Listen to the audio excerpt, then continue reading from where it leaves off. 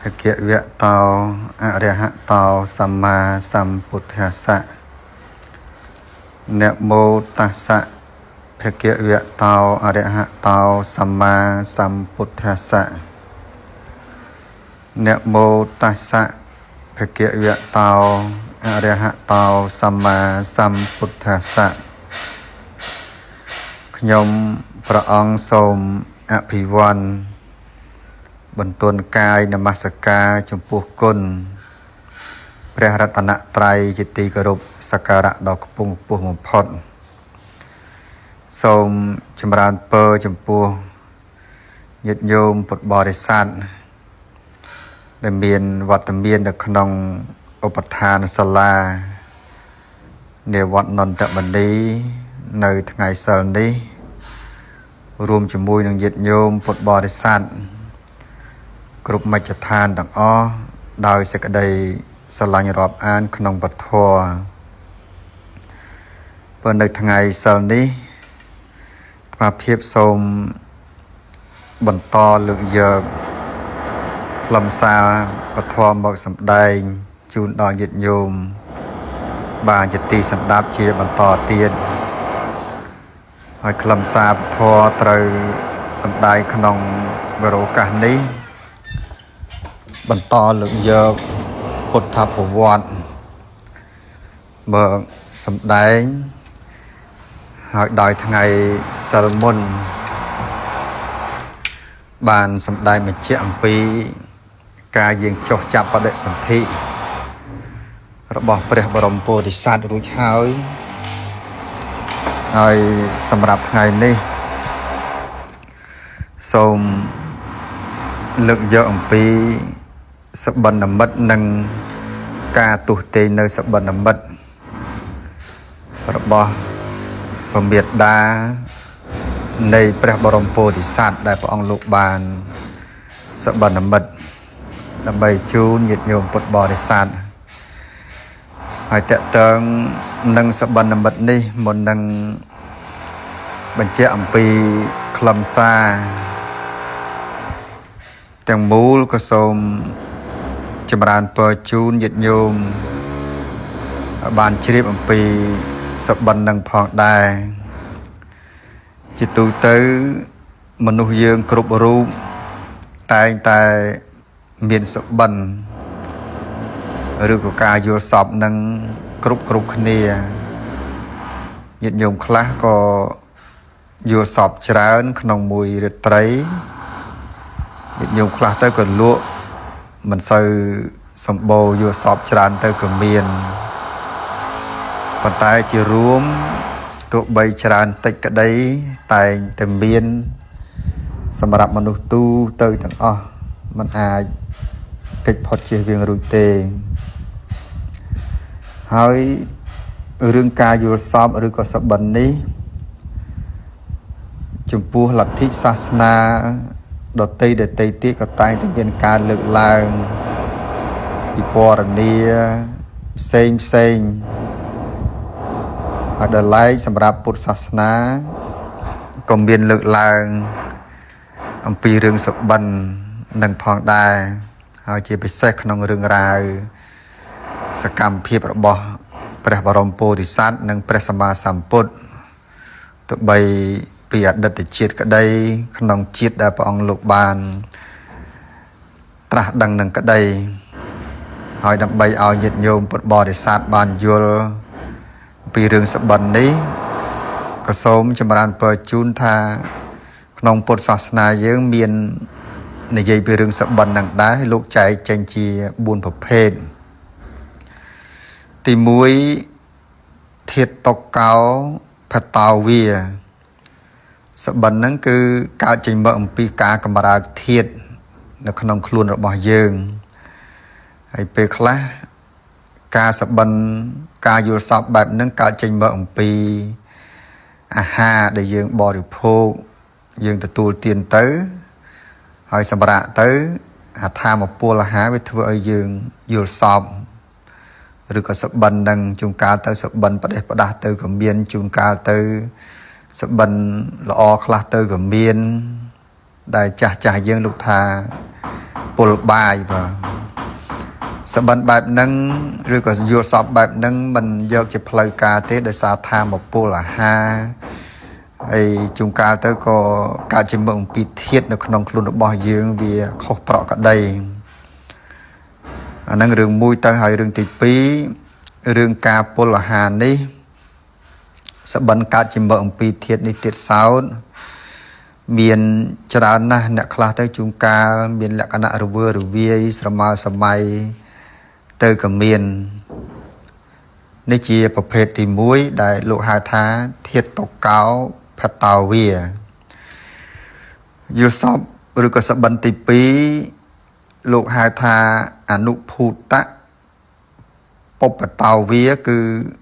យល់សពកើតចេញមកពីអារម្មណ៍ដែលខ្លួនសោយពីខាងដើមឧទាហរណ៍ថាបុគ្គលណាម្នាក់បានទៅដើរកំសាន្តនៅទីកន្លែងណាមួយហើយក្នុងការកំសាន្តហ្នឹងក៏ទទួលនៅអារម្មណ៍ប្លែកតាមរយៈផ្លូវភ្នែកតាមរយៈផ្លូវត្រចៀកឬក៏ផ្លូវច្រមុះអីជាដើមហ្នឹងដល់ពេលត្រឡប់មកវិញទៅអារម្មណ៍ហ្នឹងវាជាប់ដិតនៅក្នុងរូបារម្មណ៍អញ្ចឹងទៅជាហេតុធ្វើឲ្យបុគ្គលហ្នឹងសម្រាកទៅទទួលទានដំណេកទៅក៏សបិនឃើញនៅរូបភាពអីផ្សេងដែលអារម្មណ៍វាធ្ពក់តោងជាមួយគ្នាប៉ះផ្ទប់ជាមួយគ្នាធ្លាប់មានកន្លងមកហើយហ្នឹងគឺជាសបិនឬក៏ការយល់សពប្រភេទទី2កើតចេញមកអំពីអារម្មណ៍ដែលយើងមានយើងបានជួបបានផ្សព្វកន្លងមកហើយភ្នែកទៅវាធ្វើឲ្យយើងយល់សពឃើញទៅប្រភេទទី3ទេវតាបសង្ហារតោវាគឺការយល់សពហ្នឹងកើតចេញមកអំពីហេតុអាក្រក់ឬក៏ល្អដែលពពួកទេវតាហ្នឹងផ្ដល់ឲ្យធ្វើឲ្យយើងយល់សពឃើញអញ្ចឹងទៅហើយតាម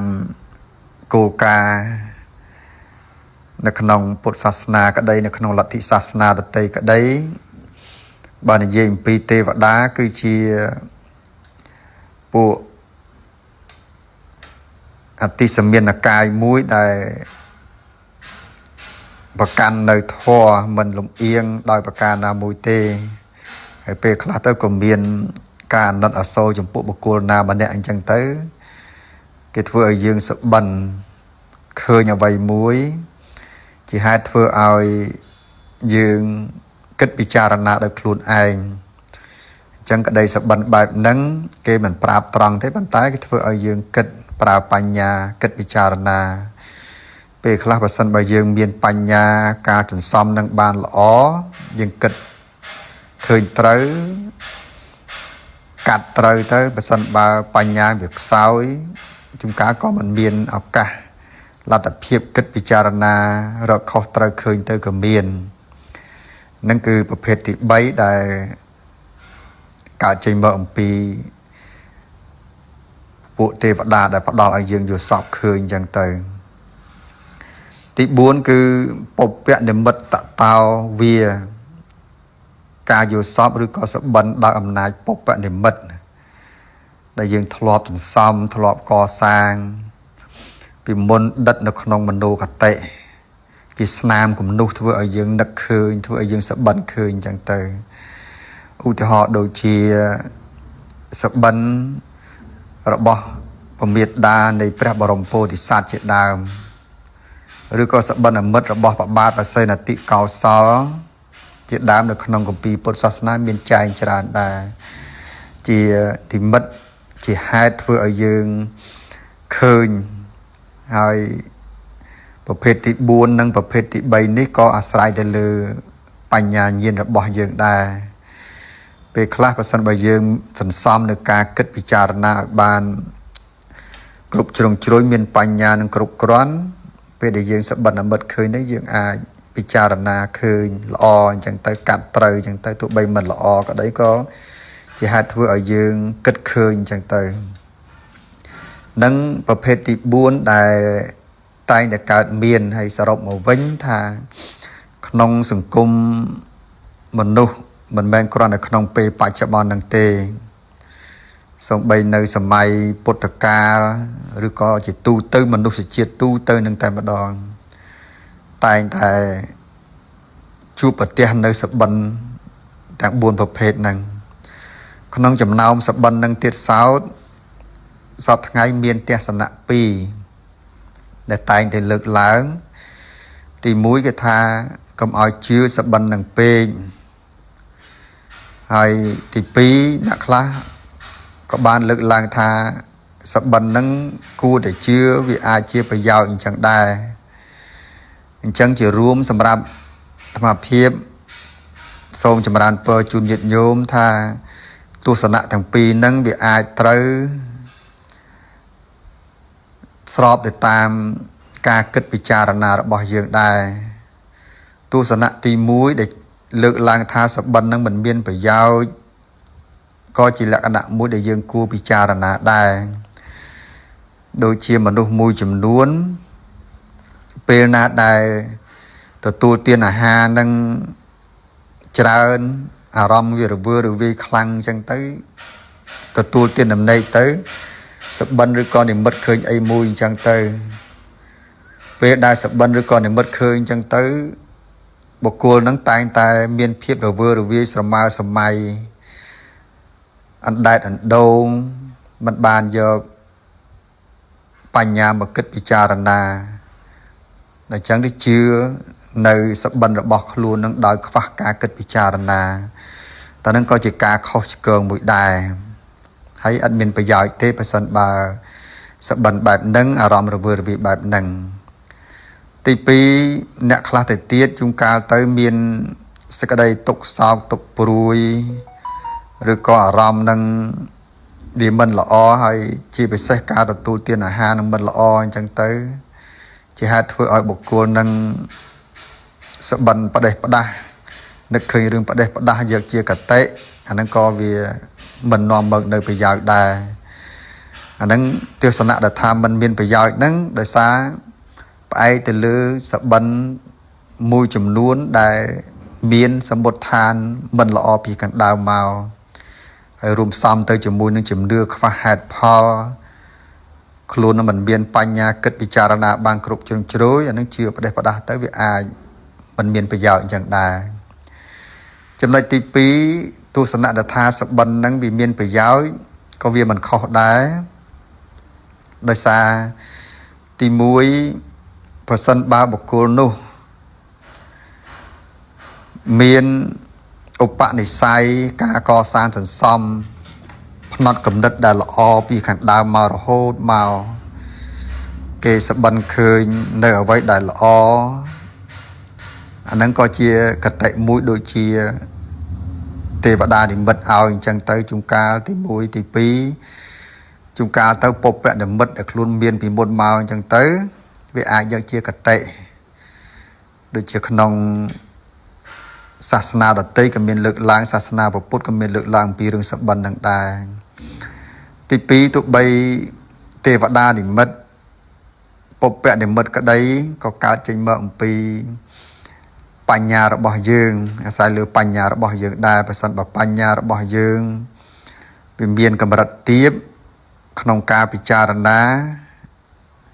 ពេលខ្លះក៏យើងមិនអាចវិនិច្ឆ័យនៅសបិនឲ្យបានត្រឹមត្រូវទៅក៏មានតែបើសិនបើមានបញ្ញា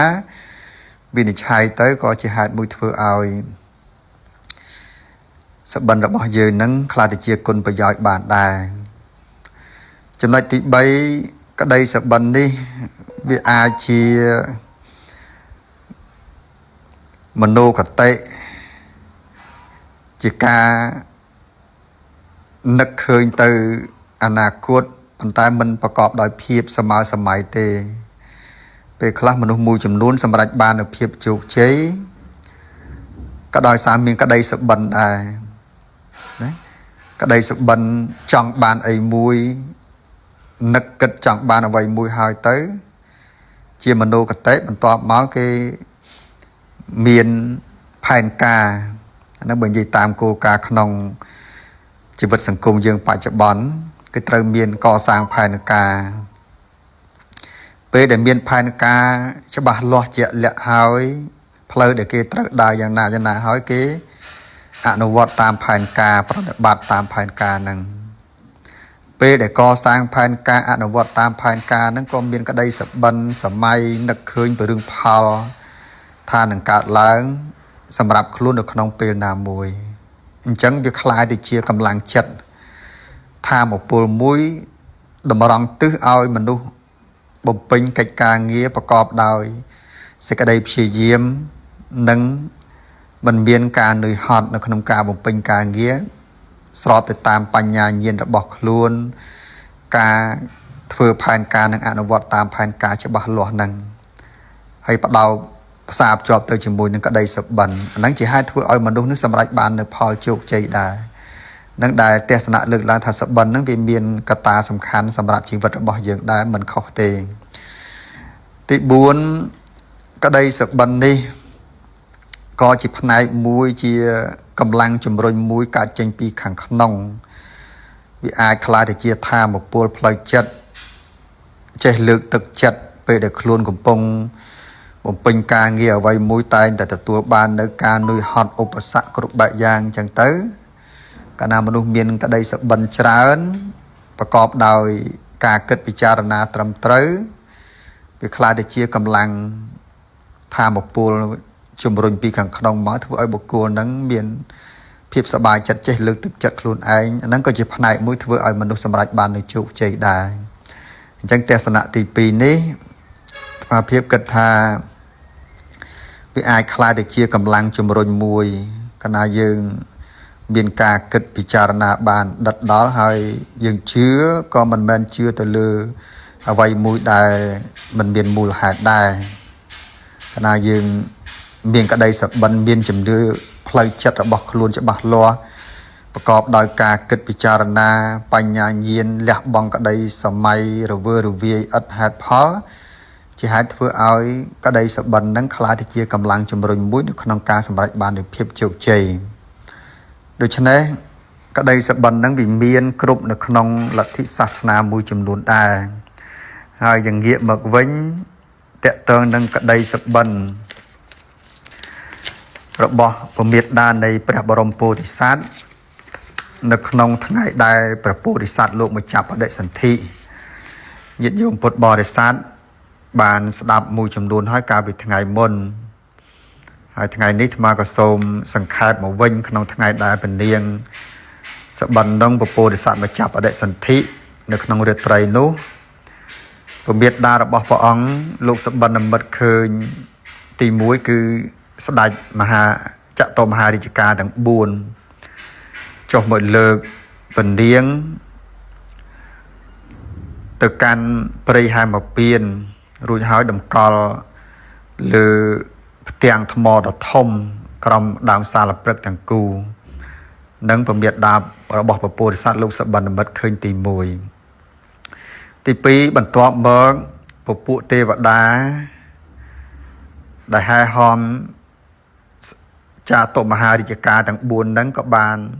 យាងពនាងទៅស្រង់វារីគឺស្រង់ទឹកនៅស្រះអាណោតដ៏ធំដើម្បីជំរះបកាយហើយបន្តមកទៀតពពួកទេវតាហ្នឹងចំណុចទី3ក៏យាងពនាងទៅផ្ទុំនៅលើភ្នំមាសក្នុងប្រាសាទដោយយកព្រះសិរៈគឺក្បាលទៅទិសខាងកើតអញ្ចឹងពនាងលោកផ្ទុំបែរទៅទិសខាងកើតនៅក្នុងសបិននិមិត្តហ្នឹងទី4នៅចិត្តកាឡាបន្ទុំនឹងទៀតសោតមានភ្នំមួយភ្នំមាសមួយទៀតខណៈនោះក៏មានដំរីសភ្លុក6ហោះចេញពីភ្នំមាសចិត្តនឹងបើកដើរប្រទក្សិន3ជុំកាឡាបន្ទុំពនាងរួចហើយកាន់ផ្កាឈូកចូលទៅក្នុងប្រកបរបស់ពនាងក៏ផ្ទុំលងលក់ស្កប់ស្កល់អស់មួយរាត្រីរហូតដល់ភ្លឺពនាងមានស្មារតីឡើងភ្ញាក់ឡើងទៅក៏នឹកឃើញសបិននឹងក៏មានបតីសមនោះរីករាយយ៉ាងក្រៃលែងតែគិតថាសបិននេះជាហេតុ ដ៏អស្ចារ្យមួយនិងប្រថ្នូលដ៏ល្អសម្រាប់ពនាងក៏ដូចជាព្រះស្វាមីរបស់ពនាងក៏មុជទឹកជំរះកាយហើយទៅក៏ធ្វើដំណើរទៅកាន់បន្ទប់ព្រះស្វាមីទៅពេលទៅដល់ក៏ថ្វាយនៅរឿងសបិនមិត្តនឹង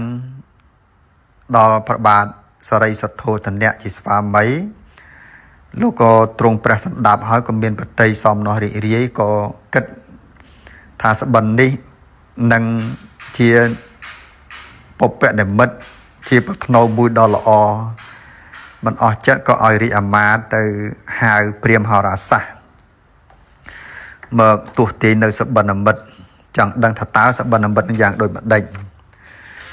ពេលនោះរាជអាមាត្យក៏ធ្វើដំណើរទៅអញ្ជើញពួកព្រាហ្មណ៍ហោរាសាស្ត្រមកទាយនៅសបិនមិត្តហើយហោរាសាស្ត្រនោះមានចំនួនដល់ទៅ64នាក់ក៏បានទាយនៅសបិនមិត្តជាលទ្ធផលសបិនមិត្តនោះព្រាហ្មណ៍នោះបានឃើញថាបរិយអគ្គមហាសីនឹងប្រសូតនៅបរិជ្ជបុត្រមួយព្រះអង្គដែលនឹងคล้ายជាអ្នកដឹកនាំនៃរាជាណាចក្រដ៏ឆ្នើមហើយជាពរាជកុមារនឹងមានវាសនាធ្វើជាអធិរាជមានអានុភាពខ្លាំងពូកែអាចនាំសត្វលោកទៅកាន់គ្រប់ទិសទាំង4ទាំងអស់ដល់ល្បីល្បាញជាទីបំផុតនឹងចំណុចទី1ចំណុចទី2សបិនមិត្តនឹងបរិជ្ជបុត្រនឹងពេលដែលកើតមកនឹងคล้ายទៅជាមហាសាស្ត្រាចារ្យកំពូលដែលអាចដឹកនាំសត្វទាំងពួងក្នុងឋានសួគ៌ក្នុងឋានមនុស្សលោកឲ្យគោរពប្រតិបត្តិតាមព្រហ្មចរិយធម៌របស់ព្រះអង្គអញ្ចឹងបើសិនបើបរិជ្ជបុត្រនឹងប្រសូតមកនៅគ្រប់គ្រងនគរគឺព្រះអង្គលោកមានឫទ្ធានុភាពដ៏ខ្លាំងក្លាហើយបើសិនបើព្រះអង្គចេញទៅសាងភ្នោះនឹងក្លាយទៅជាមហាសាស្ត្រាចារ្យកំពូលដឹកនាំបរិស័ទមហាជននឹងឲ្យប្រតិបត្តិតាមវធររុចៈទុកពេលនោះព្រះបាទសរិសទ្ធោទនៈព្រះអង្គលោកមានបតីសោមនស្សនិងបរិយអគ្គមហាសីក៏មានបតីសោមនស្សយ៉ាងក្រៃលែងបង្ហាញនៅទឹកចិត្តអំណរសាទរដ៏ខ្ពង់ខ្ពស់ជាទីបំផុតដោយបតីសោមនស្សរីករាយបែបហ្នឹងព្រះអង្គលោកក៏បានបញ្ជាឲ្យរាជអាមាត្យរើយកទ្រព្យចេញពីឃ្លាំងដើម្បីធ្វើជាបរិជ្ជទានដល់ប្រជាមារាជរបស់ព្រះអង្គដែលមានភាពក្រីក្រកំសត់ទូរគតព្រះអង្គលោកបានបំពេញទានទូទាំងប្រទេសនឹងតែម្ដងការធ្វើដូច្នោះគឺជាការបង្ហាញឲ្យប្រជាពលរដ្ឋដឹងផងថាព្រះអង្គនិងព្រះអគ្គមហាសីនឹងប្រសូតនៅបរិជ្ជបុត្រមួយព្រះអង្គដ៏ខ្លីនាពេលខាងមុខហើយពនាងក៏ជាស្ត្រីមួយប្រកបដោយគុណធម៌ពនាងក៏មានបតីរាប់អានស្រឡាញ់មនុស្សទូទៅទាំងអស់ក្នុងពេលនោះពនាងនិងព្រះបាទសរិសទ្ធោទនៈព្រះអង្គលោកក៏បានបំពេញនៅកិច្ចបុណ្យកុសលនិងការបំពេញនៅព្រហ្មវិហារធម៌ចំពោះប្រជានុរាស្ត្ររបស់ព្រះអង្គដោយបតីមេត្តាករុណាមុទិតានិងឧបេក្ខាយ៉ាងក្រៃលែងជាទីបំផុតជាការ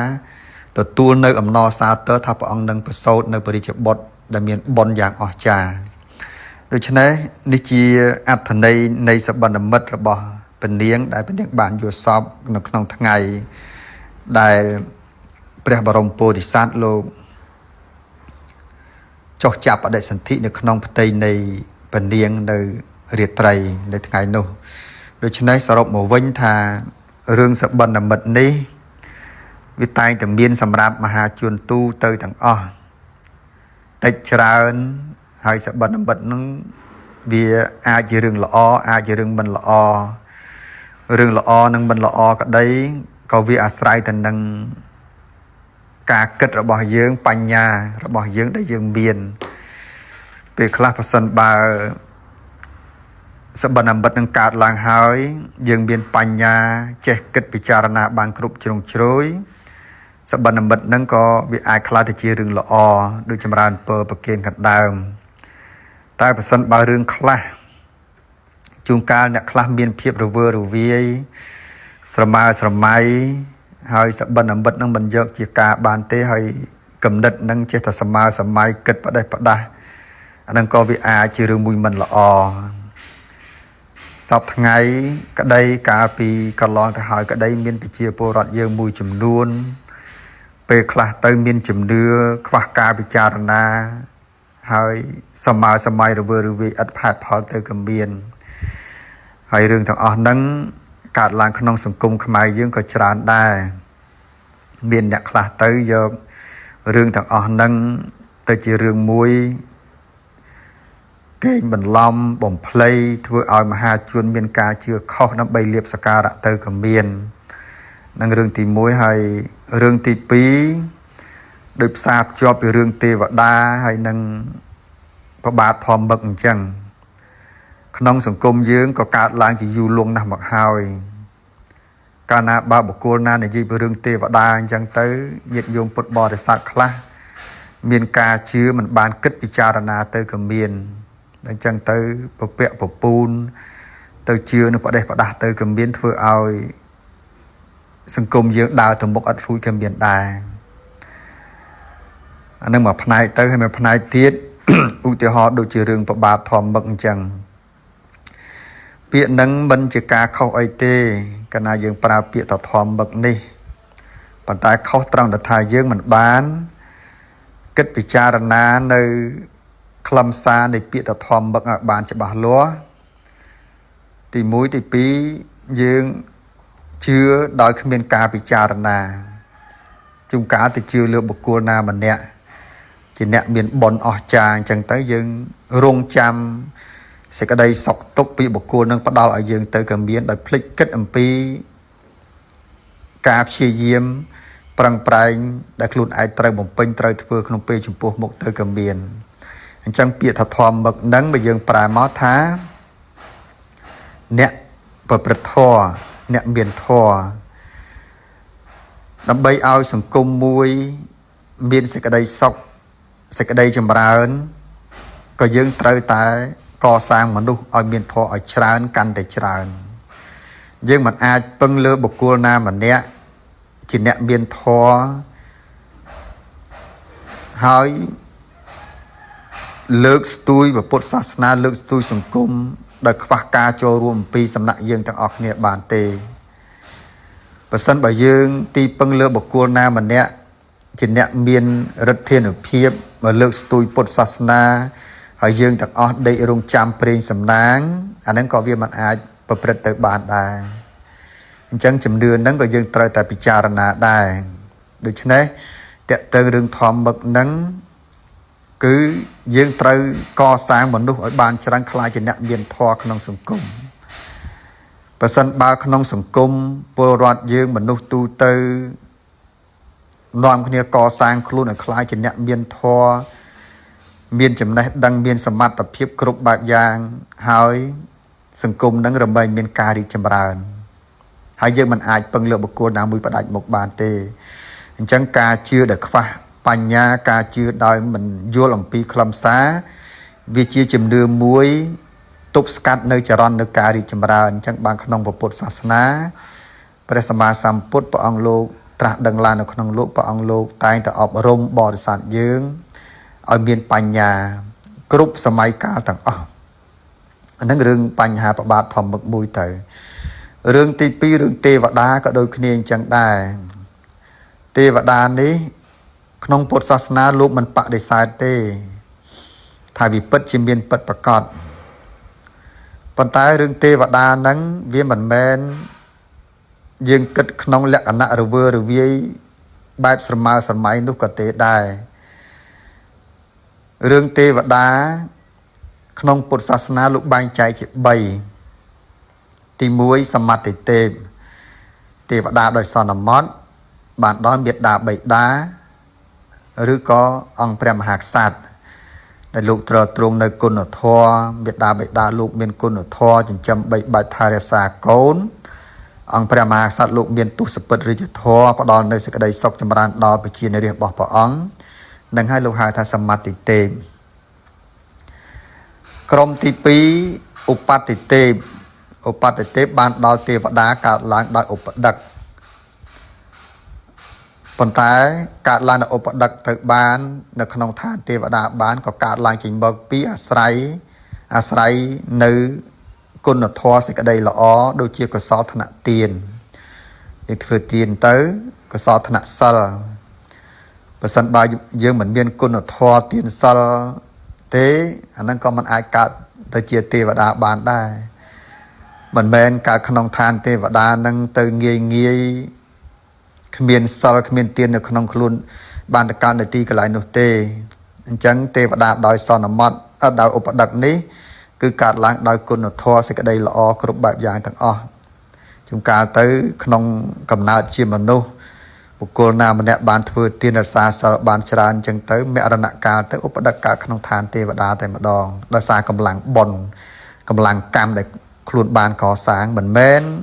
កើតឡើងនៅទីកន្លែងនោះដោយអារម្មណ៍រវើរវាយស្រមើសម័យនោះទេអ្នកខ្លះប្រសិនបើរវើរវាយសម័យភ្លេចគិតអំពីរឿងសេចក្តីល្អគុណធម៌នឹងជារឿងខុសឆ្គងមួយដែរនឹងគឺញាតិញោមពុទ្ធបរិស័ទក៏បីពិចារណានៅចំណុចទី2នឹងដែរទេវតាក្រុមទី2ហ្នឹងទី3វិសុទ្ធិទេពបានដល់ទេវតាដោយភាពបរិសុទ្ធដូចជាព្រះសម្មាសម្ពុទ្ធព្រះអរហន្តសាវកពុទ្ធជាច្រើនទៀតនៅសម័យពុទ្ធកាលក្តីនៅសម័យក្រោយក្តី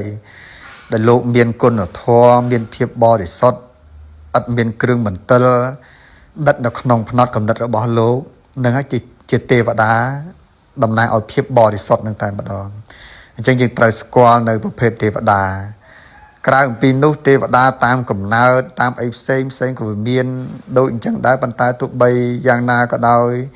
ទេវតានោះក៏កើតឡើងចេញមកអំពីសេចក្តីល្អបុណ្យកុសលរបស់បុគ្គលម្នាក់រៀងខ្លួនឲ្យបានសន្សំបានធ្វើបើហ្នឹងគឺតើទៅរឿងទេវតាហ្នឹងក៏យើងត្រូវពិចារណាត្រូវ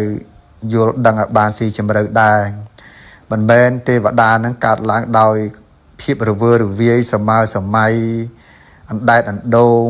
ជួនកាលទៅមានការគិតនឹងបែកវឹបប្រឡាស់អញ្ចឹងទៅឃើញយល់សពឃើញមិនល្អអញ្ចឹងទៅថាខ្លួនបានតែកើតទេវតានឹងក៏មិនមែនទេអញ្ចឹងយើងចង់ឃើញឋានទេវតានៅក្នុងអនាគតជាតិសរុបមកវិញគឺត្រូវតែមើលឲ្យឃើញទេវតានៅក្នុងពេលបច្ចុប្បន្នចំពោះមុខឬក៏ខ្លួនឯងត្រូវកសាងខ្លួនឲ្យខ្លាចខ្លួនជាទេវតាដើម្បីកសាងខ្លួនឲ្យខ្លាចជាទេវតាបានគឺត្រូវមានធម៌ទេវធម៌គឺហិរិអតបៈខ្មាស់បាបខ្ពើមបាបខ្ពើមនៅអំពើទុច្ចរិតគ្រប់បែបយ៉ាងទាំងអស់បើសិនបើមនុស្សណាមួយបានបំពេញនៅទេវធម៌នឹងខ្មាស់បាបខ្ពើមបាបនឹងជាធម៌នឹងត្រូវត្រង់ឲ្យបុគ្គលនឹងខ្លាចខ្លួនជាទេវតាចំពោះមុខក្នុងពេលបច្ចុប្បន្ននឹងឯងគុណធម៌ទី2គឺកុសលធនៈទានកុសលធនៈសិលដែលអាត្មាបានចម្រើនពើបាញ់មិញហ្នឹងកាលណាបើយើងសន្សំសេចក្តីល្អមានទានមានសិលយ៉ាងហោចណាស់មានសិល5នឹងមានន័យថាយើងកំពុងតែកសាងផ្លូវទៅកាន់ឋានទេវតាហើយយើងបានឃើញចំពោះមុខនឹងតែម្ដងប៉ុន្តែមិនមែនភាពរវើរវាយសម័យអណ្ដែតអណ្ដូងខ្វះគុណធម៌នឹងទេដែលព្រះសម្មាសម្ពុទ្ធព្រះអង្គលោកទ្រង់ត្រាស់សម្ដែងពធនៅក្នុងលោកនេះព្រះអង្គលោកខ្លាចបរិស័ទយើង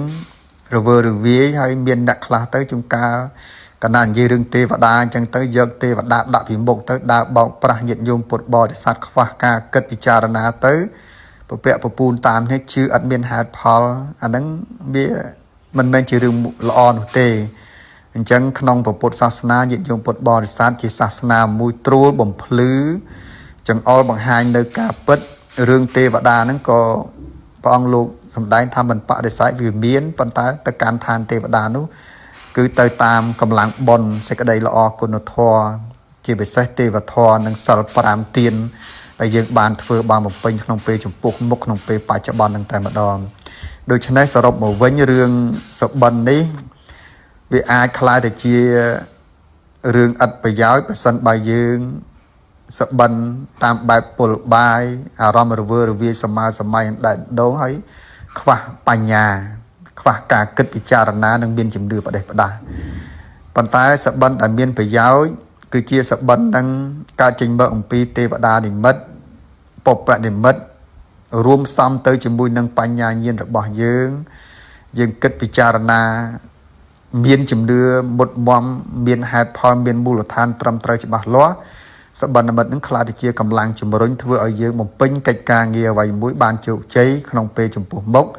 និងសម្រាប់ពេលជាអនាគតផងដែរដូច្នេះអាត្មាចម្រើនពរនៅថ្ងៃនេះមានប៉ុណ្ណេះដើម្បីបានជាចំណែកនៃបុណ្យកុសលជាពិសេសជូនដល់ញាតិញោមពុទ្ធបរិស័ទបានពិចារណាក្នុងដំណើរជីវិតរបស់យើងគ្រប់គ្នាជាពិសេសបានយល់ច្បាស់នៅអំពីរឿងរ៉ាវរបស់ព្រះបរមពុរិស័ទដែលព្រះអង្គលោកមកចាប់បដិសន្ធិហើយពមេត្តារបស់ព្រះអង្គលោកបានសបិនមិត្តនៅក្នុងថ្ងៃនៃការចាប់បដិសន្ធិនឹងមានខ្លឹមសារប៉ុណ្ណេះហើយចាំថ្ងៃសិលក្រោយចាំសម្ដែង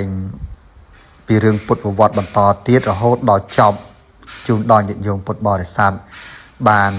ជាការបង្កើននៅចំណេះដឹងបន្តទៀតព្រោះហើយថ្ងៃនេះមានប៉ុណ្ណេះហើយសូមបញ្ចប់ហើយមុននឹងបញ្ចប់ក៏សូម